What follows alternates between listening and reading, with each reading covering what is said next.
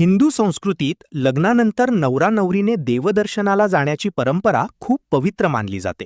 विवाह हा फक्त दोन व्यक्तींचा नव्हे, तर दोन कुटुंबांचा आणि दोन जीवांच्या नव्या संसाराचा शुभ आरंभ असतो. त्यामुळे लग्नानंतर देवाचे आशीर्वाद घेण्यासाठी मंदिरात जाऊन पूजा केली जाते. याला देवदर्शन किंवा देवदर्शनाची प्रथा असे म्हणतात. साधारणपणे लग्न झाल्यानंतर नवदाम्पत्य प्रथम कुलदैवत, ग्रामदैवत किंवा आपल्या श्रद्धेच्या देवाचे दर्शन घेतात.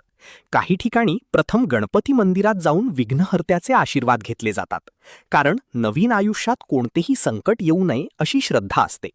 त्यानंतर देवी देवतांची पूजा करून संसार सुखी, समृद्ध आणि आनंदी राहावा अशी प्रार्थना केली जाते.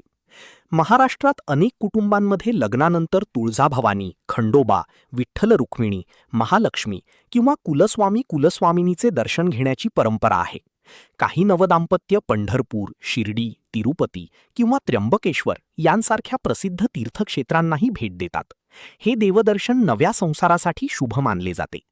देवदर्शन करताना नवरा-नवरी एकत्र आरती करतात, देवाच्या चरणी नारळ, फुले आणि प्रसाद अर्पण करतात. काही ठिकाणी नवरीला प्रथम देवासमोर ओटी भरायला सांगितले जाते. यामागील भावना अशी की संसारात प्रेम, विश्वास, आरोग्य आणि समृद्धी कायम राहावी. लग्नानंतरचे देवदर्शन हे केवळ धार्मिक विधी नसून नव्या आयुष्याची आध्यात्मिक सुरुवात मानली जाते. या क्षणी नवरा-नवरी देवासमोर एकमेकांना साथ देण्याची मनोमन प्रतिज्ञा करतात. त्यामुळे ही परंपरा आजही